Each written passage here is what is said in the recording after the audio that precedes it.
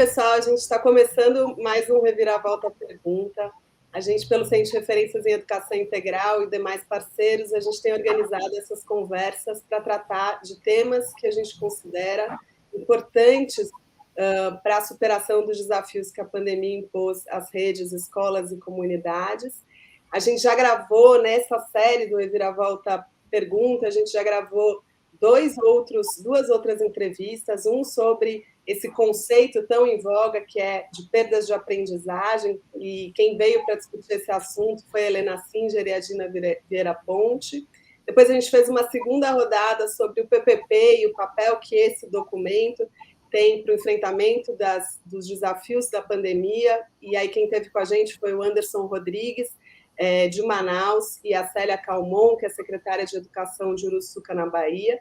E hoje eu tenho a alegria de ter duas grandes educadoras, outras duas grandes educadoras, que aqui só vem estrela, para discutir esse tema que está aqui pegando fogo no Brasil, que é a questão do ensino híbrido, para a gente pensar juntas sobre quais são as potencialidades e quais são os limites. Aparentemente, a gente vai precisar lançar a mão desse recurso por mais tempo no Brasil, diante dos desafios aí da crise sanitária. Então, a gente convidou duas grandes educadoras, que é a Tereza Pérez, diretora-presidente da Comunidade Educativa SEDAC, que é nossa parceira na campanha do Reviravolta da Escola, e é do coletivo articulador do Centro de Referências em Educação Integral, e a Maria Antônia Goulart, que é fundadora do Centro de Referências em Educação Integral, junto com a gente, que é nossa educadora de referência para vários temas, entre eles esse tema do ensino híbrido. Então, eu queria dar as boas-vindas a vocês, dizer da minha honra enorme de ter vocês aqui para essa conversa. Muito bom, eu estou bem contente de estar aqui conversando sobre esse assunto.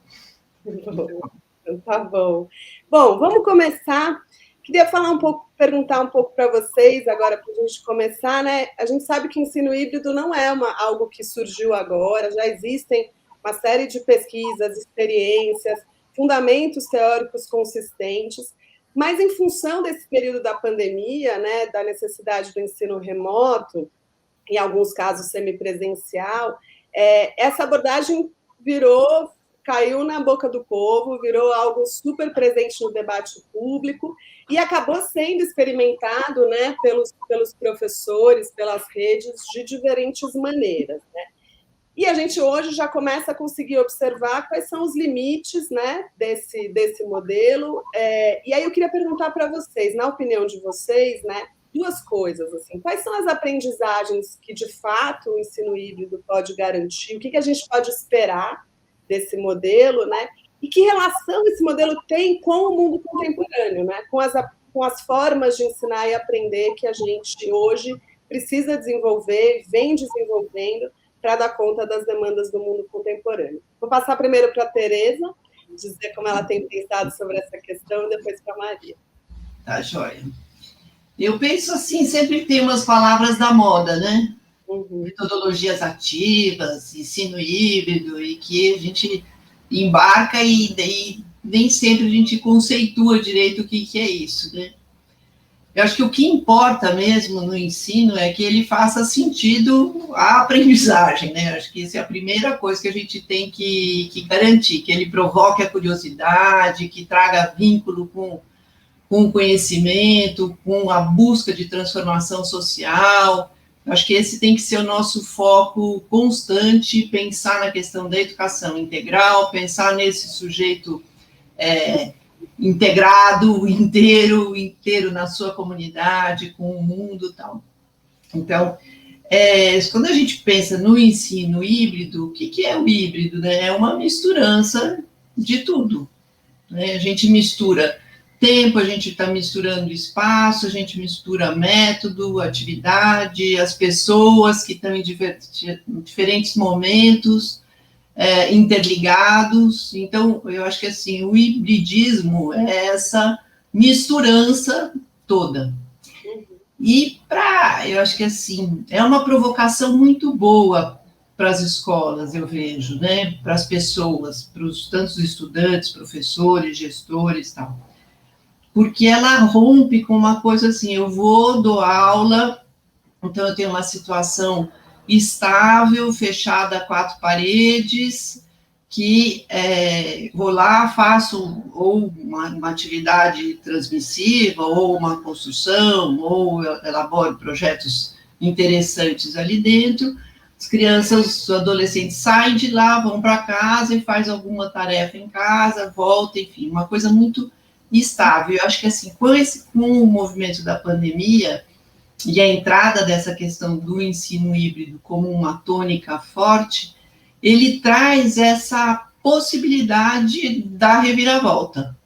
Uhum. Quer dizer, a possibilidade mesmo de você não trabalhar em 4 paredes, de você ter muito mais contato com a comunidade. Depois a gente pode detalhar mais como fazer isso, mas eu vejo essa possibilidade de muita abertura, né? Eu acho que o Paulo Freire falava lindamente disso também, né? De como a tecnologia também te dá uma entrada para o mundo, né? Então, você pode estar em qualquer lugar do território, se você tiver internet, você está conectado com o mundo. Então, e não considerando aí o ensino híbrido só com uso de tecnologia, né? Eu acho que assim a tecnologia é mais um ingrediente nessa misturança de possibilidades de trabalho. Vou passar para a Maria Antônia, porque senão eu vou ficar pegando aqui. Queria te ouvir, mas vou já puxando um pouco do que a Tereza trouxe, né?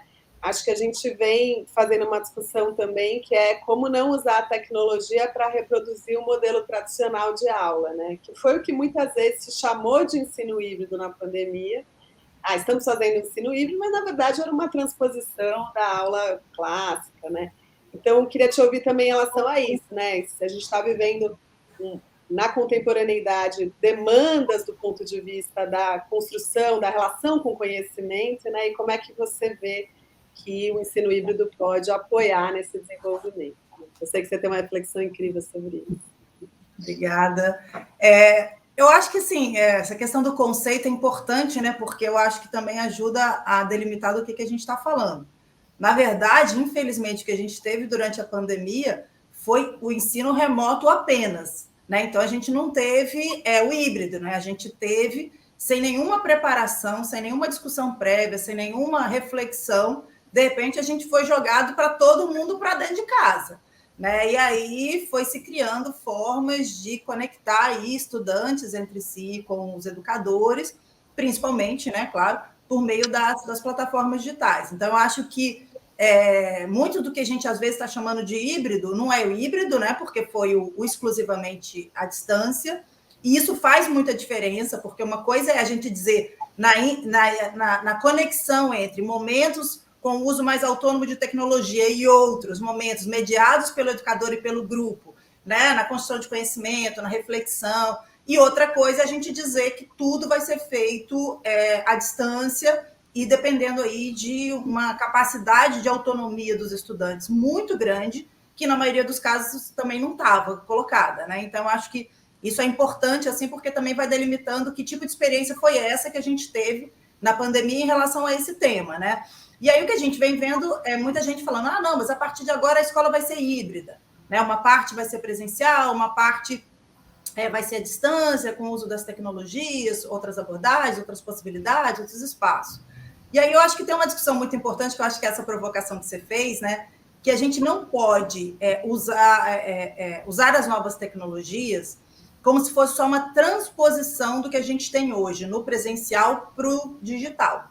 Né? Porque o que acontece, na maioria dos casos, é que a gente pega o que pior a gente tem hoje do presencial, que é a aula expositiva, onde o professor está sozinho lá na frente, entregando informação, conteúdo, e você passa isso para o digital, o quê? Grava videoaulas, coloca lá para o aluno acessar novamente o professor dando uma aula expositiva de entrega de informação, né? Ou acessa um repositório digital, onde tem lá vários materiais, como a gente tem um livro didático hoje, como, né, na sala de aula. Então, assim, simplesmente fazer essa transposição do que classicamente a gente tem aí, né, como os suportes principais da escola para o ambiente digital, não ajuda, né, porque, na verdade, a gente está percebendo as limitações dessas possibilidades aí da aula expositiva e do acesso autônomo do aluno a materiais pré-preparados, ali, elaborados. E também, eu acho que tem um equívoco aí, que é não questionar essa postura do aluno consumidor e trazer a perspectiva do aluno criador também no ambiente digital.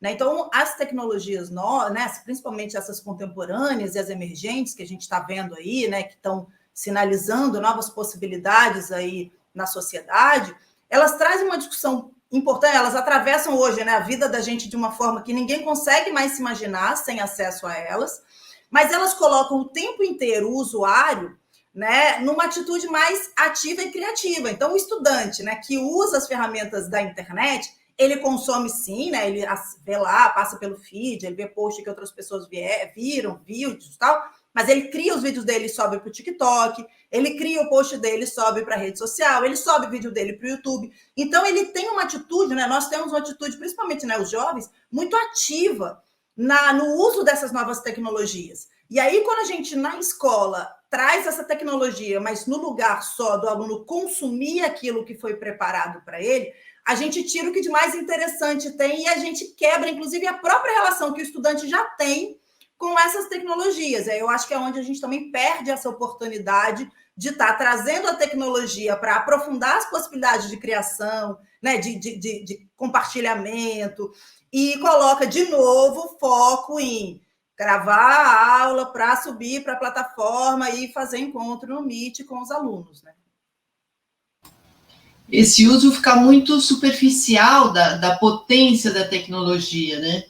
E eu acho que a gente precisa investir muito na questão da formação dos professores, dos gestores, para que eles possam até aprender com os próprios estudantes os recursos que tem e a potência que tem, que é absolutamente encantador, né? Tanto o repertório, como também entender das questões mais éticas do uso, tal, né? Das linguagens, dos algoritmos aí utilizados, né? Acho que a escola sempre viveu a crise da questão intergeracional, né? Que ela é, por um lado, potência, né? O encontro entre gerações, mas a gente sabe que isso sempre, historicamente, gerou conflito, né?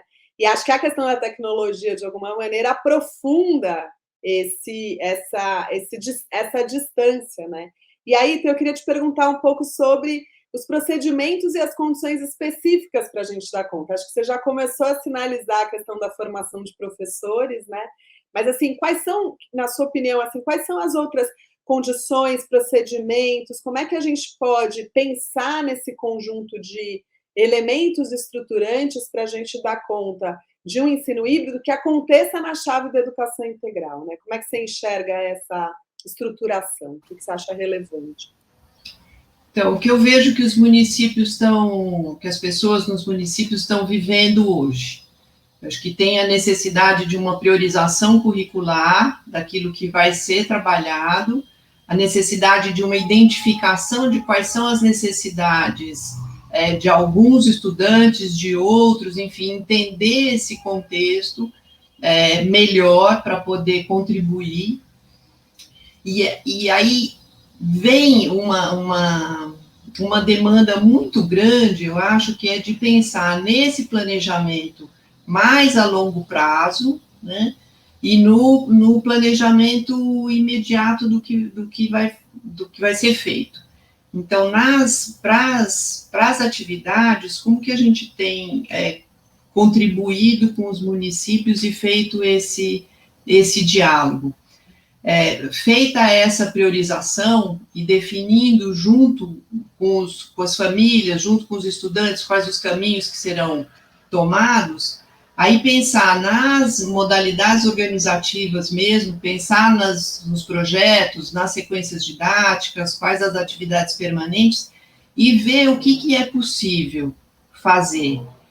Potencializar, quando está todo mundo junto no presencial, situações de debate, de construção, de argumentação, de elaboração coletiva, necessariamente, quer dizer, ser um espaço mesmo de debate e construção, e elaboração e planejamentos, enfim, na atividade mais individualizada. E isso pode ser com tecnologia ou sem tecnologia, né?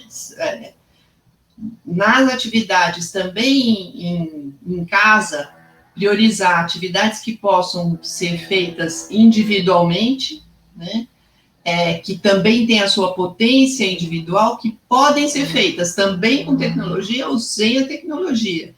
Eu acho que o importante é que a gente garanta uma coerência entre aquilo que é proposto para a elaboração coletiva e para o individual, né? Então, em todos os projetos, por exemplo, a gente tem ajudado os professores a pensarem esse coletivo, o que vai ser, esse individual, quais as ferramentas que serão utilizadas, como que vai ser o acompanhamento dessas aprendizagens, porque isso que a Maria Antônia falou da questão da autonomia é uma ilusão, quer dizer, a gente precisa trabalhar e construir, ajudar a construir essa autonomia dos sujeitos, né? Principalmente os pequenos. Então, como que você vai trabalhando isso para que o que você propõe tenha sentido e ele queira se engajar nesse saber? Quer dizer, aprender é muito gostoso, quer dizer, eu acho que é um ato de prazer, né?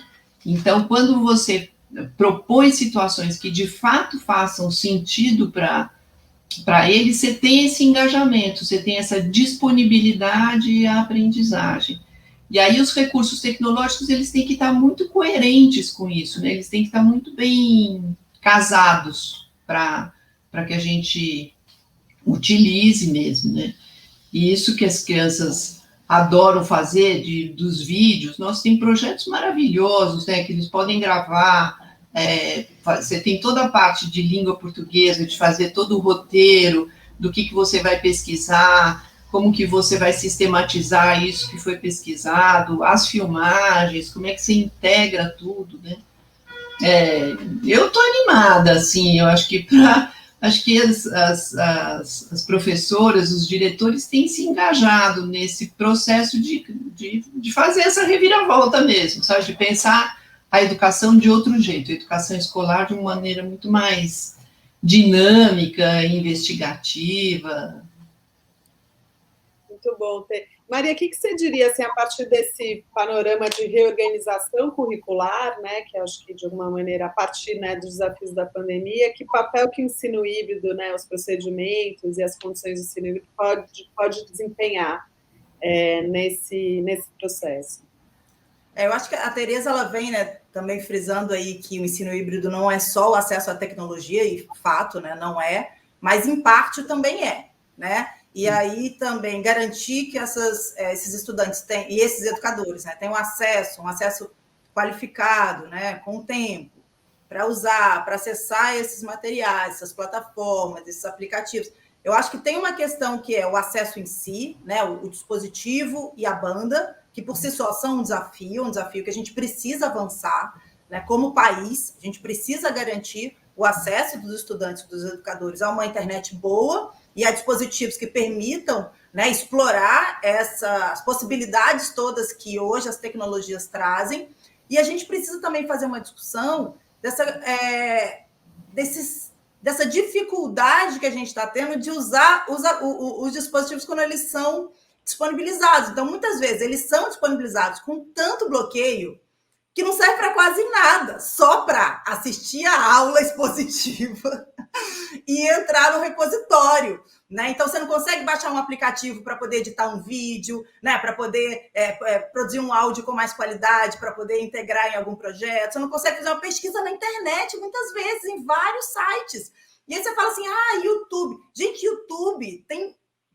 Quem não pesquisa no YouTube, né? Tem muito conteúdo lá importante, que facilita o entendimento de vários conceitos, que aproxima várias questões do cotidiano dos conceitos que a gente está trabalhando na escola. Então, assim, disponibilizar os dispositivos, mas também não permitindo que seja feito um uso mais livre deles, né? E esse medo, essa dinâmica do controle, né?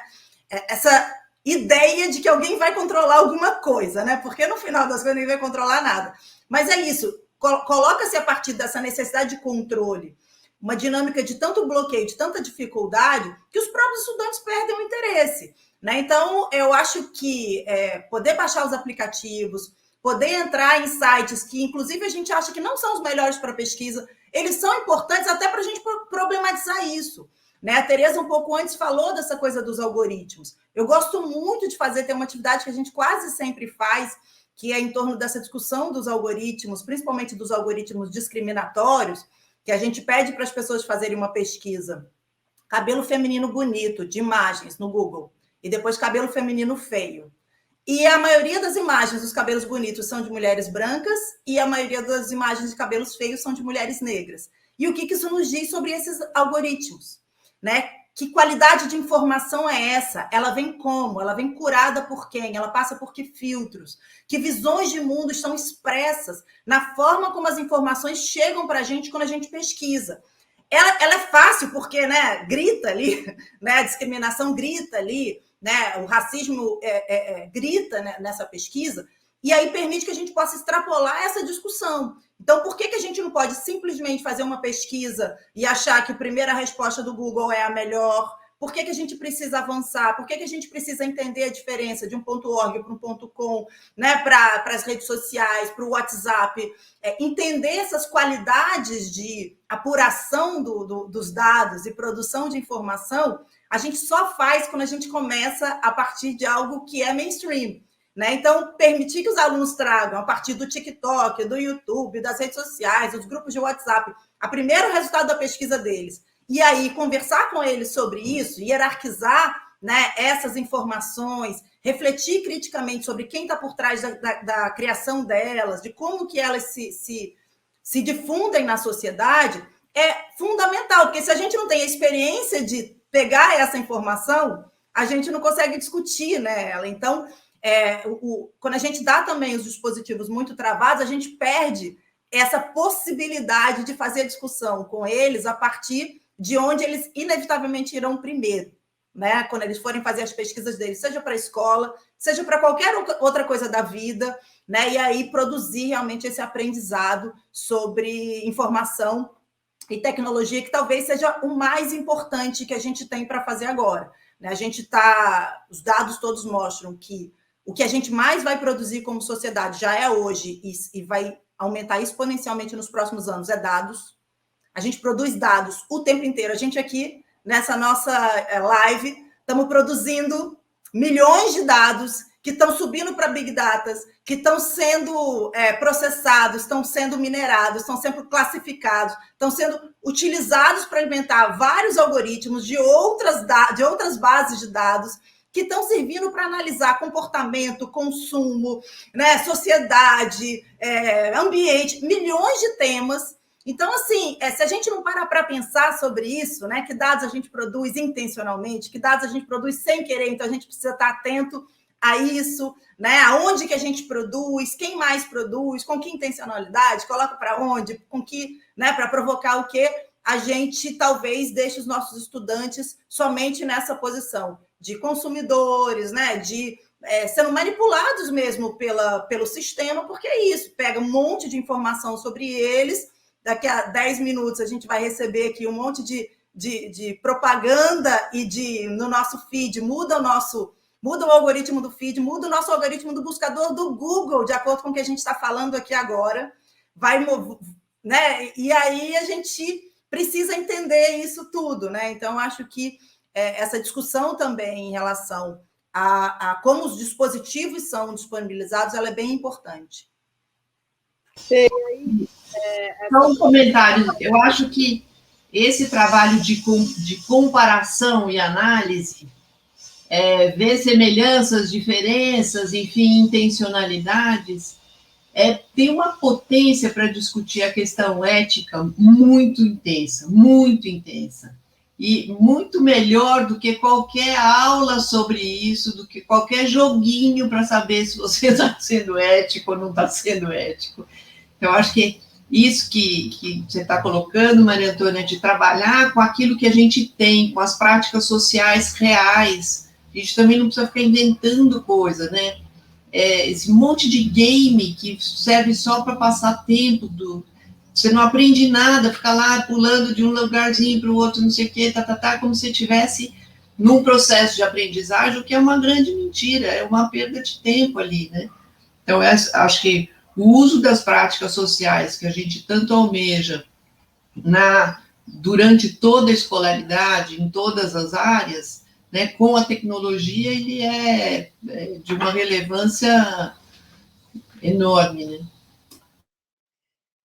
E aí eu queria te perguntar, Tê, o seguinte, eu acho que a gente tem, no trato com a tecnologia, né, a gente tem duas questões, né? Acho que, primeiro, e aí queria ouvir sua opinião, né? Eu acho que tem um certo clamor, muitas vezes, por parte de uma parte das famílias, de educadores, de especialistas, etc., como se a tecnologia fosse um grande mal. Eu sinto que essa questão do controle, ela também nasce dessa visão de que a tecnologia é uma coisa perversa, é uma ameaça às crianças, etc. Então, tem, de um lado, isso, né?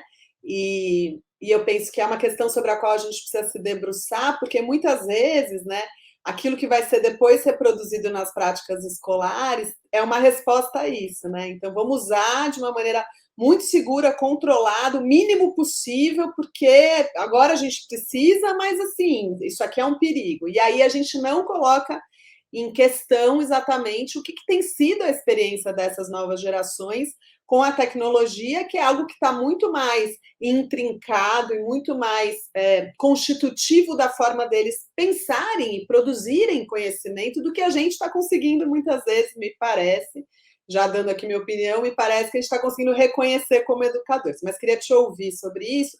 E como é que isso tem sido recebido, na sua opinião, pelos profissionais, né? Porque também o que a gente vai vendo muitas vezes é isso, um certo estranhamento, como se a tecnologia não fizesse parte do meu escopo de trabalho. Isso é uma outra coisa, né? Então, queria te ouvir um pouco como é que você enxerga esse papel da tecnologia na formação das novas gerações, né? E como, enfim, nós, como profissionais da educação, temos lidado com essa realidade na nossa prática. Tem bastante coisa para falar aí, Nath. Eu acho que primeiro eu acho que eu adoro a tecnologia. Adoro mesmo. Eu acho que ela tem uma potência maravilhosa para o nosso trabalho, tanto na educação como fora da educação, enfim. E acho uma tontice quem quer rejeitar a tecnologia e falar, não, isso é para mais tarde, não está na hora, não está no momento, tal. É uma mentira, porque ela virou igual ar, a gente respira, e o que importa é saber utilizar mesmo, né? Então, eu acho que, assim, os riscos da tecnologia. Então, esse exemplo brilhante que a Maria Antônia deu, de comparar pesquisa, corpo bonito, só vem magrinha, não vem nenhuma gordinha, né? Enfim, todas essas... Isso eu acho que traz muita lucidez para as pessoas sobre o cuidado com a tecnologia, sobre o uso que fazem de nós, né? Nesses dados todos que a gente vai imputando, o uso que fazem de nós como mercadoria mesmo. E eu acho que tem o cuidado quando você se expõe, né? Eu acho que essa é uma preocupação muito grande. Então, acho que as fotografias, as imagens, elas são muito perversas, o uso é muito perverso. Então, não dá para a gente trabalhar com a tecnologia de uma maneira inocente, né? Ah, não, tudo pode, eu libero tudo, tal. Não pode ser. Eu acho que, assim, eu libero, está liberado, porque a sociedade já liberou, mas eu tenho que saber como lidar com isso. E eu só vou saber lidar bem com a tecnologia se eu fizer uso dela. Então, a escola, ela não pode se omitir desse papel, de trabalhar como que eu uso isso. E eu só trabalho como eu uso, com todos os cuidados, se eu usar. Não tem como eu trabalhar com um discurso sobre isso. Então, as práticas escolares, elas têm que atrair bastante mesmo esses recursos. Agora, a resistência da escola é enorme. Olha, há 30 anos atrás, que eu era formadora de matemática, eu falava, gente, precisa ter maquininha de calcular dentro da sala de aula. Não entrava e não entrou nunca, porque achavam que o uso da maquininha de calcular, as crianças não iam aprender mais a fazer conta. Eu falei, não é assim, né? Sei lá, você dá uma maquininha de calcular e fala, dá, sei lá, um cálculo X, 125 vezes 30, sei lá. Não pode usar a tecla 5 está quebrada. Gente, isso dá uma enormidade de cálculos para você conseguir fazer.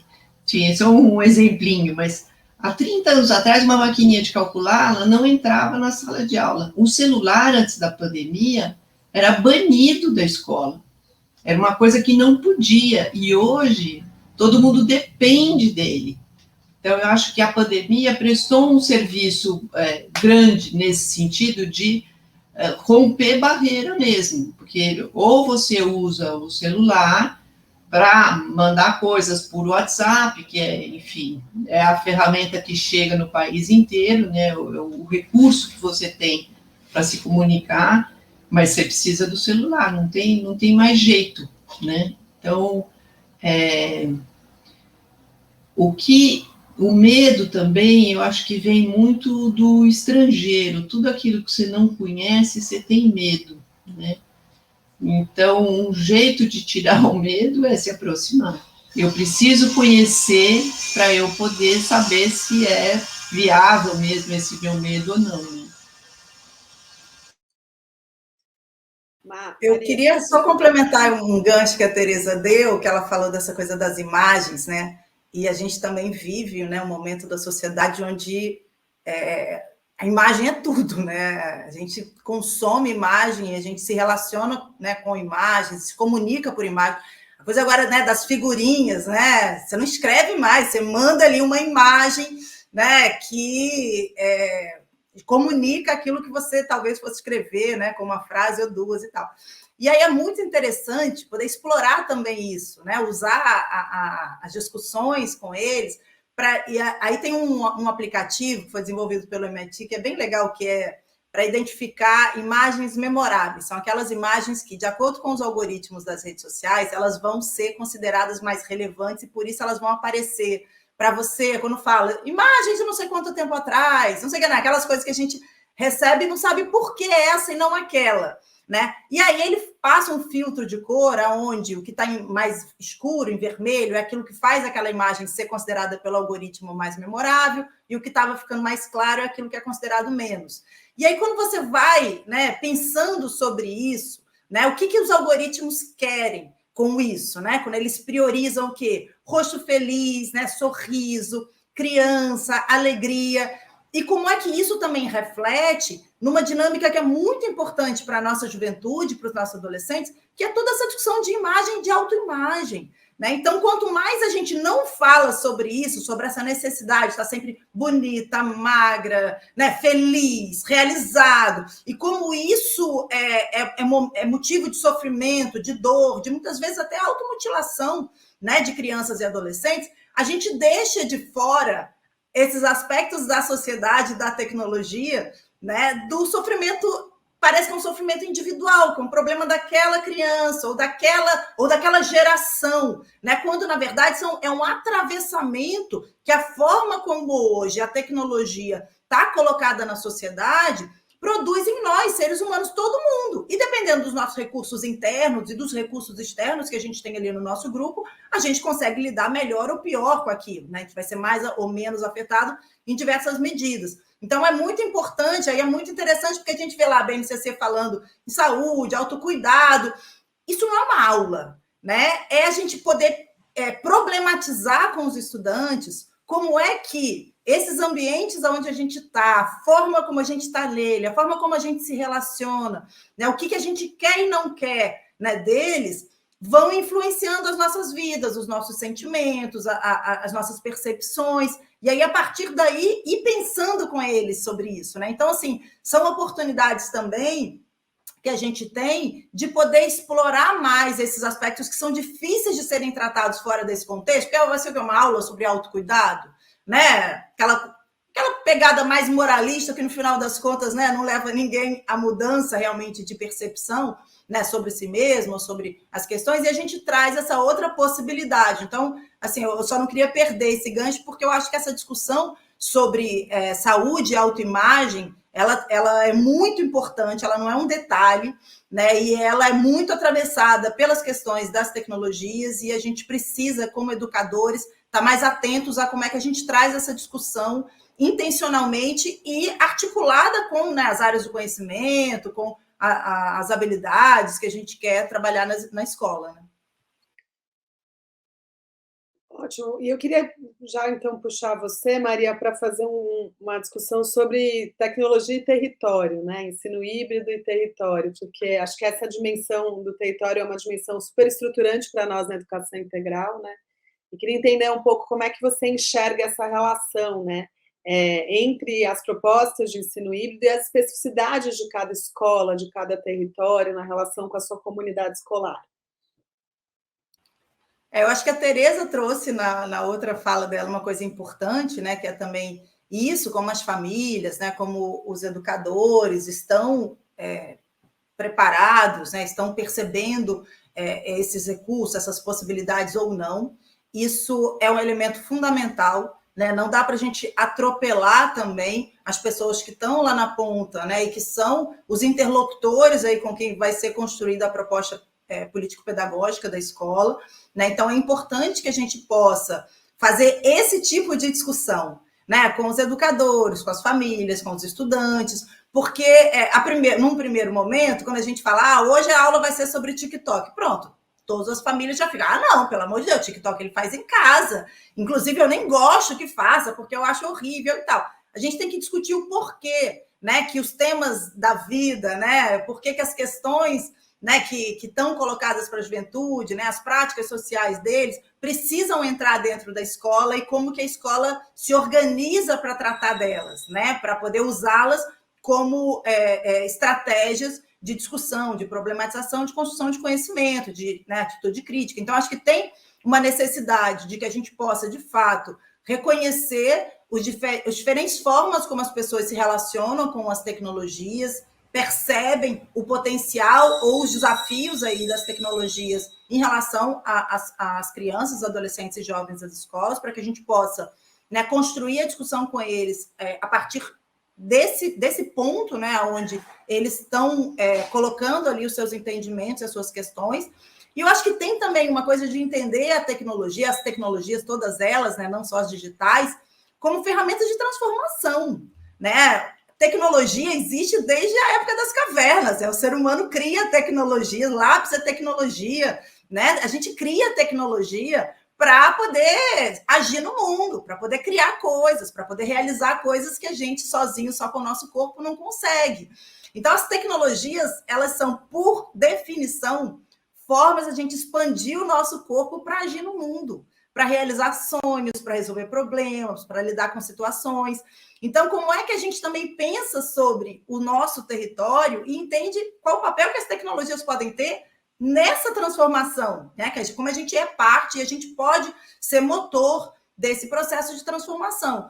Porque senão também fica parecendo que o conhecimento se constrói no vácuo, e não é, né? O conhecimento precisa estar contextualizado em assuntos que eu conheço, que eu entendo, né? Que dialogam comigo, com meus interesses, com meus medos, com meus, né, sentimentos. Então, como é que também a gente traz as discussões do território para serem pensadas junto com toda essa manipulação aí das diferentes ferramentas tecnológicas que a gente pode ter disponíveis, né?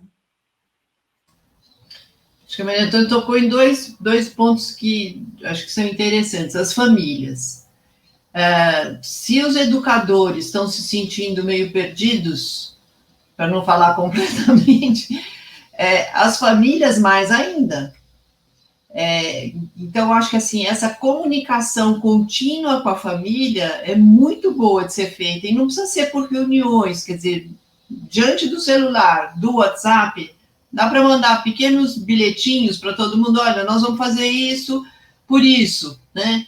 Ou agora vai ter uma pesquisa, então vai precisar sair, perguntar para as pessoas, ser mais próximo dessa relação é absolutamente essencial para todo mundo se sentir mais seguro. Tanto nós, educadores, como as famílias, como os estudantes também. Quer dizer, eu acho que tem uma composição aí necessária que é da comunicação mesmo, né? Comunicar e construir coletivamente. Eu estou super convencida de que a qualidade da participação no mundo atual mudou muito. Hoje não dá mais para você chegar com uma proposta fechada, né? Quer dizer, você tem necessariamente, ainda bem, que dialogar desde os pequenininhos até os grandes, fazer combinados, fazer com que todo mundo se comprometa com o fazer coletivo, com essa construção. Isso eu acho que é fundamental. E no território, e fica muito nítido isso, né, essa ação no território. Mas tinha outro ponto que você falou, agora me passou.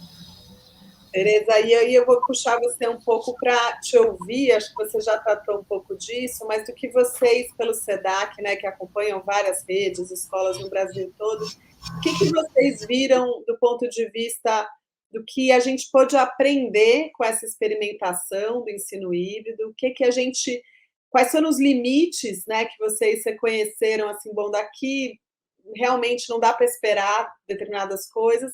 E o que você acha? São 3 perguntas em uma, tá? Mas só poder te... o que é desejável manter, né? Assim, agora com a retomada das escolas, que ano que vem a gente espera que seja uma retomada mais massiva. O que a gente deseja manter, né? No sentido de que são recursos ou estratégias que a gente aprendeu que fazem sentido em qualquer contexto, né? Acho que a primeira coisa que a gente acho que começou com essa fala, que é a questão da conectividade. Acho que essa é a pior dificuldade que a gente tem hoje, não ter acesso, né? E eu acho que hoje a gente diria que o acesso à escola depende da conectividade também, né? A gente está no fim dessa pandemia, tomara, mas a gente não sabe quando pode vir outras. Eu acho que não é uma situação estável, nem desejável essa estabilidade. Então, a conectividade, acho que é a questão mais difícil. Para nossa grata surpresa, eu acho que a gente subestimava a capacidade dos professores, diretores de municípios muito pequenos e distantes do uso dos recursos da tecnologia digital. Foi uma grata surpresa ver como eles encararam e toparam e fizeram, e olha, foi muito melhor do que a gente supunha. O que a gente pode pegar um chicotinho e falar, né? Quando você vê que, enfim, você coloca pseudo-argumentações para não fazer uma coisa mais arrojada, mais transformadora e tal.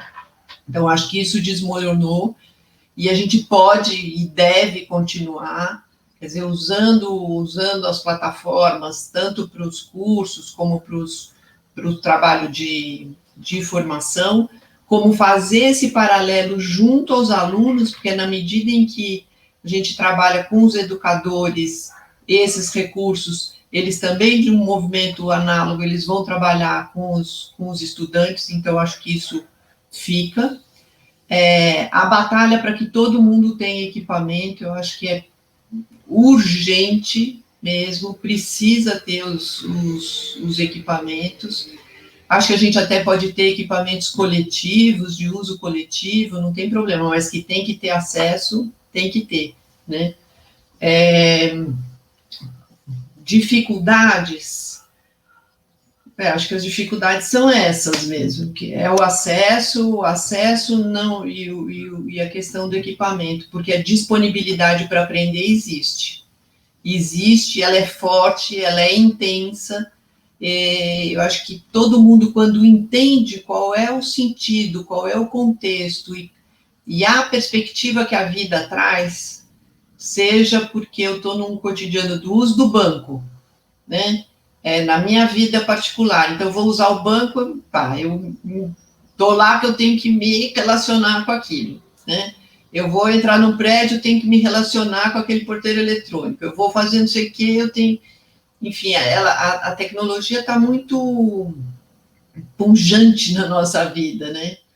Então, acho que eu vejo mesmo uma grande disponibilidade de aprender. O que precisa é investir muito na formação, muito mesmo, para que a gente possa fazer uma formação adequada e não a reprodução mesmo de situações que a gente sabe que não leva a nada, né?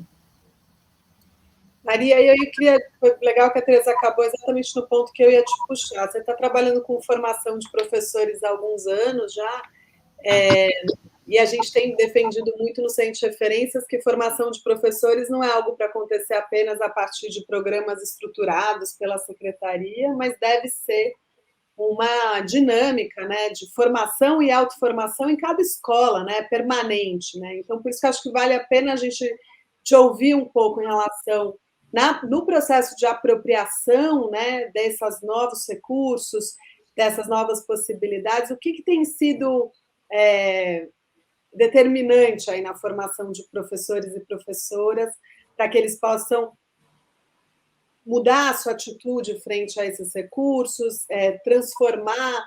E aí eu acho que uma coisa que eu queria também te ouvir, né, assim, porque acho que talvez às vezes o que eu percebo é que na escuta tem uma dissociação entre a tecnologia e aquilo que é a função do ensino, né? Assim, como se fosse uma coisa tivesse aqui, e a gente vem discutindo isso, né? A tecnologia quase como uma disciplina em si, a tecnologia transversalizando o fazer da escola, né?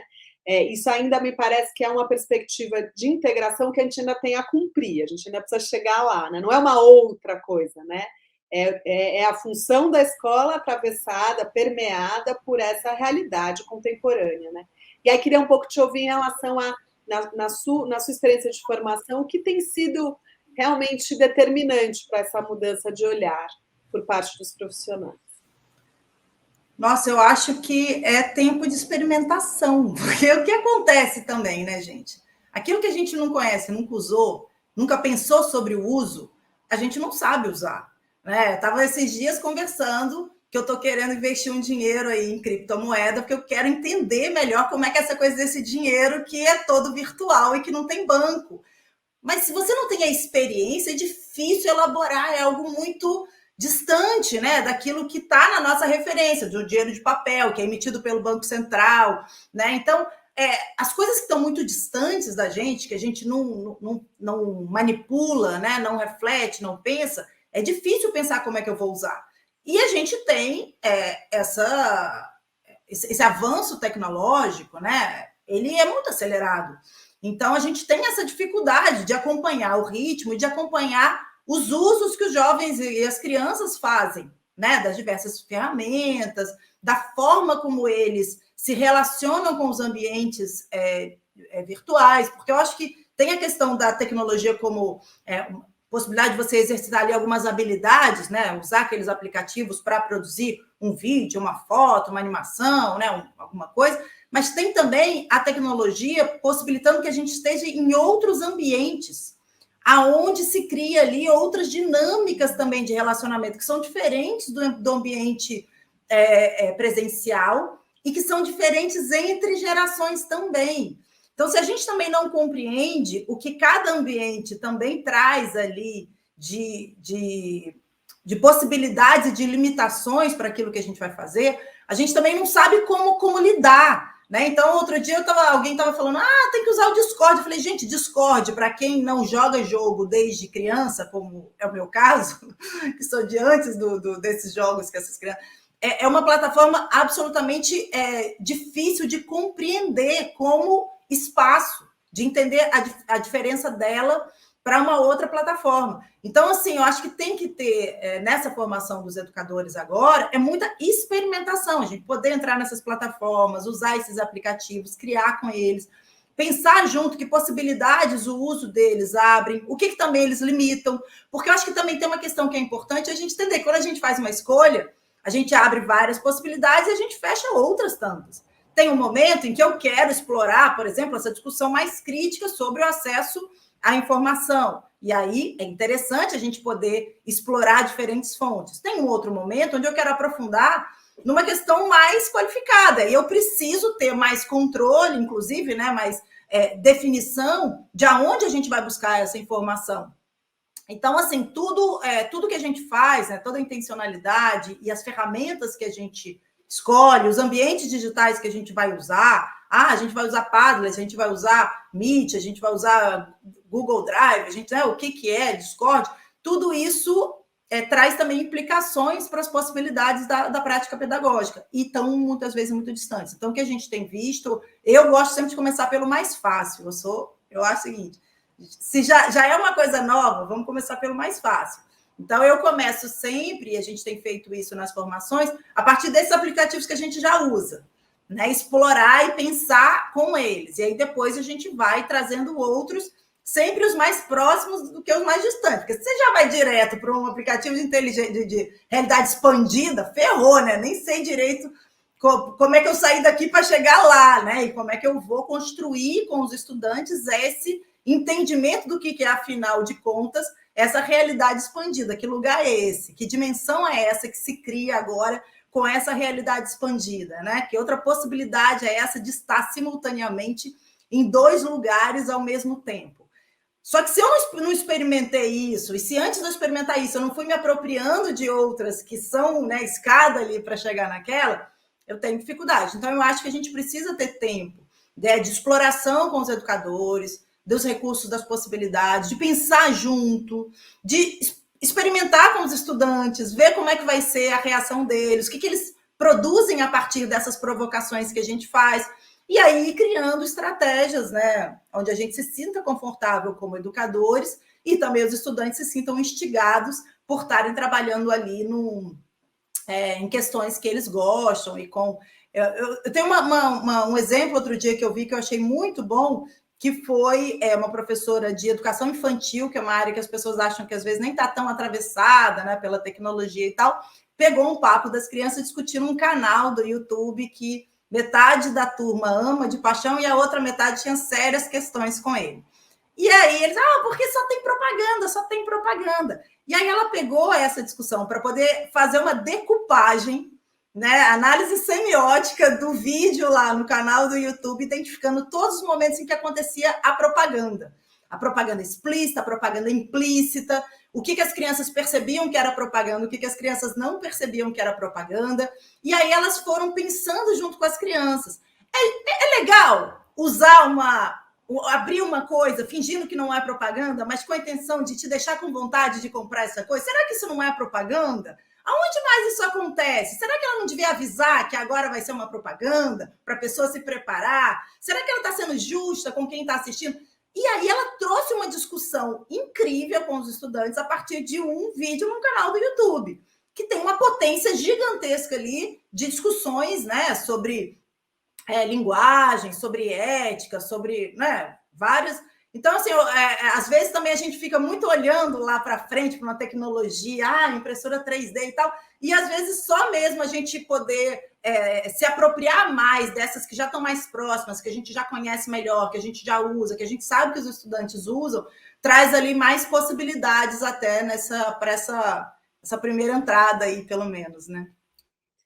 Maria, e aí eu vou te provocar numa coisa que eu fiquei com vontade de te perguntar, porque acho que a gente está falando muito sobre essa questão do desenvolvimento do pensamento crítico em relação à tecnologia, né? e o próprio letramento digital.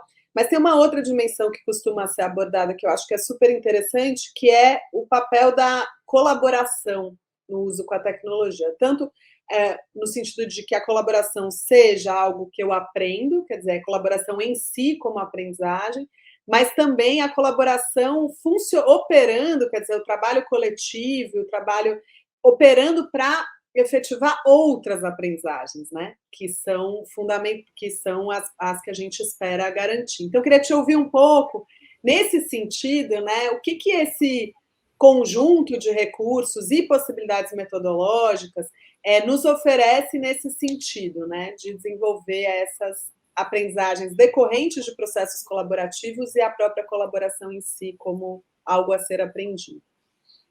Eu acho que a gente experimentou isso muito na pandemia, né? A gente precisou aí criar texto junto, né? Até gente que não tinha o hábito, né, de trabalhar com editor online, né? Teve os alunos, né? A gente propôs que os alunos fizessem isso, né? Que eles usassem as salas para fazer pequenos grupos, criassem os projetos coletivamente, né? Entrassem nos editores de apresentação, de arquivo, de planilha, e fizessem isso. A gente viu, né, estabelecimento de plano de trabalho dos estudantes nos Padlets. Então, assim, a gente viu o uso das tecnologias para também produzir uma comunicação e essa possibilidade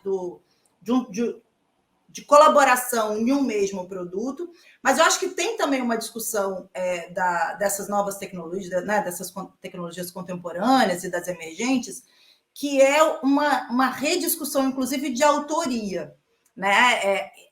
Por exemplo, isso foi muito interessante porque muitas escolas tiveram uma dificuldade, que produziram bons materiais e quando subiram para o YouTube caiu, porque direitos autorais. E aí a gente faz toda essa discussão, né, de aonde estão as nossas fontes, né, de imagem, de música, o que a gente usa, o que a gente não usa, o que tem direito, o que não tem, o que é produzido coletivamente, como é que a gente certifica. Então, acho que também atuar no ambiente digital e com essas possibilidades todas nos coloca diante dessa discussão, né, de o que é aquilo que a gente cria sozinho, o que a gente cria conjuntamente, o que é criado por uma empresa, né, quais são as diferenças entre essas formas de criar e como é que a gente disponibiliza isso, né, o que é pago, o que é gratuito, que também é muito importante, né, porque aí eu acho que também traz a força de você poder explorar esses repositórios, que são repositórios gratuitos, porque construídos coletivamente, né? Então você tem lá o GitHub, onde as pessoas sobem lá já parte de códigos, e você pode usar um código já pré-feito por alguém para usar no seu trabalho. Você tem lá várias plataformas onde as pessoas sobem as imagens gratuitamente, onde você pode usar nos seus projetos, nas suas apresentações. Então é importante também a gente valorizar que a gente tem essa outra possibilidade hoje também de criar e de disseminar coisas entre a gente de forma também menos mediada pelo dinheiro, né, e pelas aquisições, que é importante porque é uma outra possibilidade também que se coloca, né, e que a gente precisa poder explorar isso, porque eu acho que isso diz muito sobre o coletivo, né, o nosso investimento também em criar coisas que possam ser disponibilizadas para o outro, e não aquela ideia de que eu vou criar algo para ganhar dinheiro com isso. Claro que a gente também vai criar coisa e vai ganhar dinheiro com isso, porque a gente precisa de dinheiro para viver. Mas essa ideia de que também eu posso criar coisas para apoiar o coletivo a conseguir avançar em relação aos seus desafios, isso é muito importante, né? Então, eu acho que essa possibilidade de exploração disso também está colocada aí como uma possibilidade, né, do uso das tecnologias. Muito bom. Tereza, aqui para a gente começar a fechar, acho que você já falou um pouco, mas o que você considera, né? Você falou bastante sobre a questão do acesso a equipamentos e conectividade, falou um pouco sobre formação de professores, mas hoje, se a gente fosse sintetizar, o que você considera, né? A gente pensando, então, que o ensino híbrido e o uso das tecnologias, porque são coisas distintas, né? Que se encontram, mas são distintas. Como é que, questões que a gente precisa sustentar aí daqui para frente, qual que é o papel da gestão pública na criação de condições para que a gente possa de fato implementar essas estratégias, e qual que é o papel da gestão escolar, né? Assim, qual é o papel ali no chão, na escola, qual que é o papel da gestão, dos coordenadores pedagógicos, para que a gente possa avançar nesse processo de implementação. Eu acho que assim, vou sair da sala de aula, porque a partir da sala de aula, né, eu acho que assim, a gente tem um contexto de aprendizagem que precisa ter um acompanhamento muito grande. A gente identifica quais são as demandas dessas crianças, desses jovens, adolescentes e tal. Essas demandas, elas precisam se constituir, elas têm por turmas, eu tenho por escola, e das escolas eu tenho na rede, e essas identificações, né, essa análise, esse acompanhamento dessas aprendizagens, que vão para o gestor público, para que ele possa otimizar quais serão os investimentos. Então, o uso dos recursos de tecnologia e mesmo de potencializar a questão do ensino híbrido, quer dizer, o que pode ser feito na escola ou em casa, precisa ter essa trama toda, ela precisa ser constituída nesse coletivo todo, né? Desde a sala de aula até a rede mesmo. E, com isso, identificar quais serão os grandes investimentos, né? Onde que eu preciso investir de fato em informação, onde eu preciso investir de fato em ferramentas, quais serão essas ferramentas, e aí o gestor precisa de apoio, porque ele também não sabe, né? Então, eu acho que o nosso papel, acho que tem várias instituições aí que podem contribuir para alimentar essas escolhas, para tentar delinear essas escolhas, né? Eu sempre me preocupo muito com as crianças que estão com dificuldades de aprendizagem, né? Porque eu acho que a escola presta um desserviço enorme ao não olhar para essas crianças, porque isso marca para o resto da vida, né?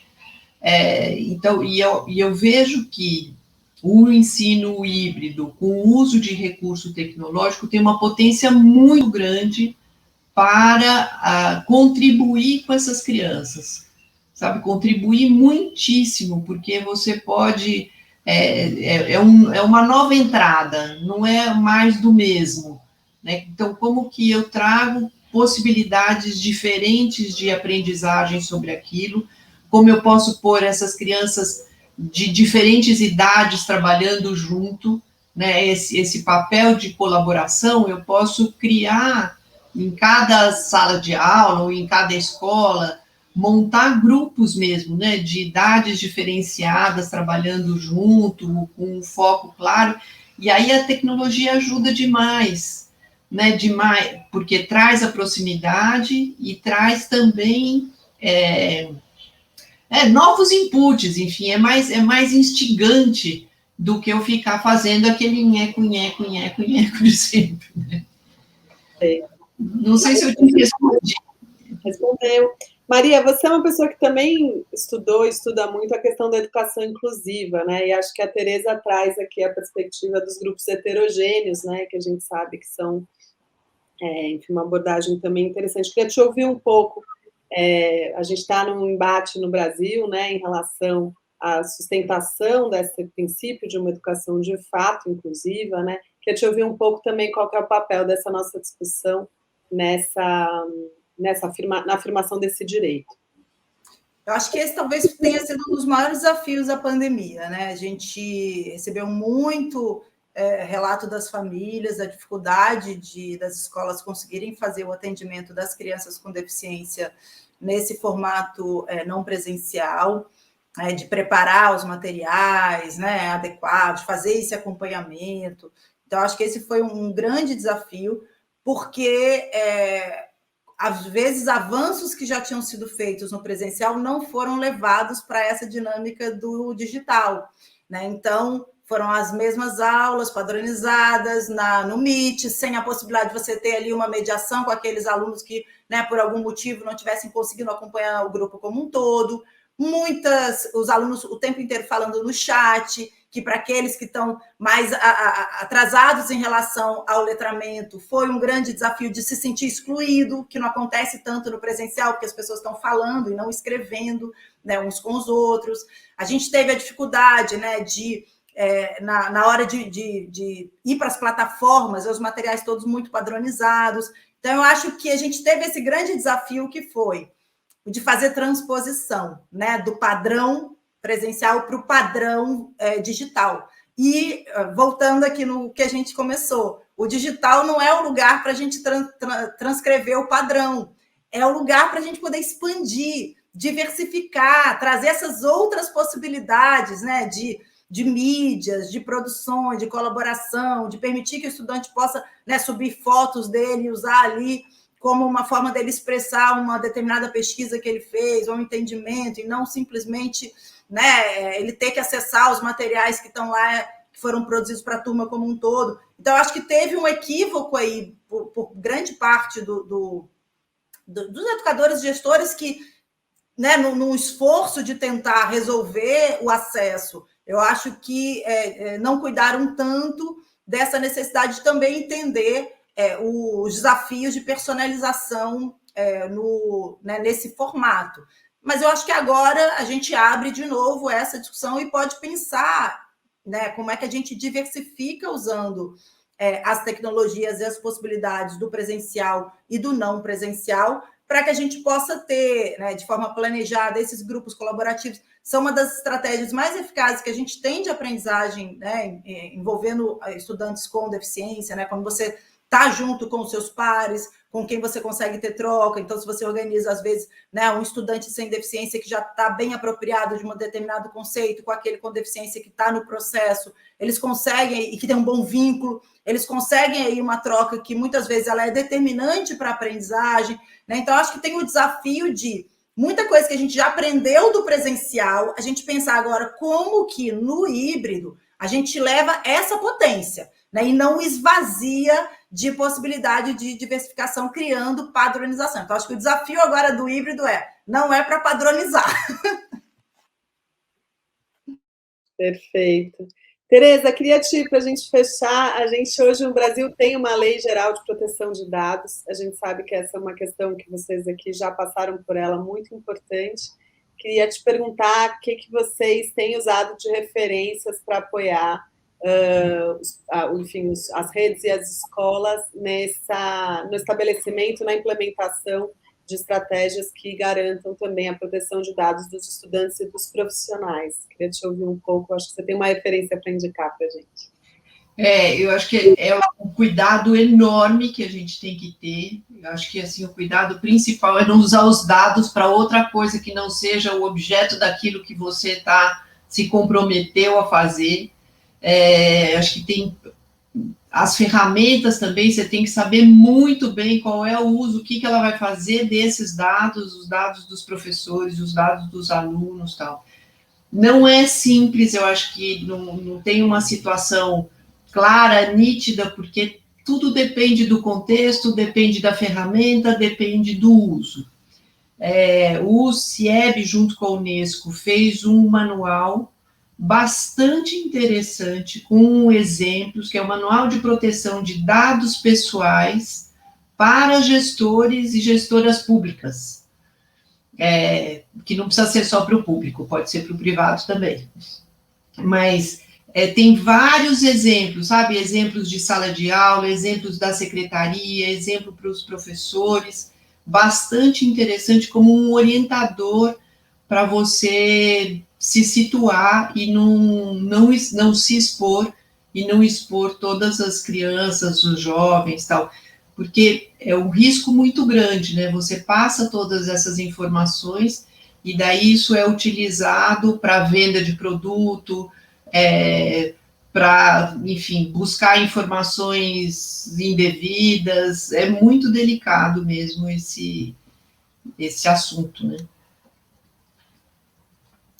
Bom, vou fazer uma última rodada só de considerações finais com vocês. A gente já está fechando aqui nossa conversa. Eu vou passar primeiro para a Maria, se quiser fazer algumas considerações finais, depois para a Tereza.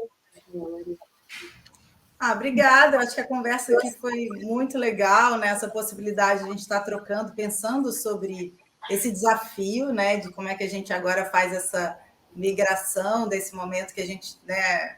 Outro dia eu estava lendo, achei ótimo, ou seja, a gente saiu do fica em casa para use a máscara, né? Então, como é que a gente sai desse todo mundo em casa e começa a trabalhar essa retomada, entendendo que o que a gente viveu nesse período aí, desses quase 2 anos de pandemia, é aprendizado e pode, deve ser incorporado também nesse novo momento que a gente entra agora, né? Então, como é que a gente pensa sobre isso, sobre esses aprendizados, traz para dentro desse novo formato aí da escola, essa reorganização, né, da escola, possibilidades que a gente descobriu aí durante a pandemia, que a gente tem, né, de poder engajar mais estudantes, acessar, às vezes, né, estudantes que em alguns momentos não poderiam, e também os desafios que trouxeram e como é que a gente prioriza isso, né, como é que a gente coloca essa pauta. Eu acho que, embora há muito tempo a discussão sobre a conectividade tivesse colocado, nunca a gente sentiu tanto a necessidade da conectividade. Então, acho que essa é uma pauta que tem que ficar, e a gente tem a pauta agora da retomada, né? Eu, particularmente, vocês me conhecem, a gente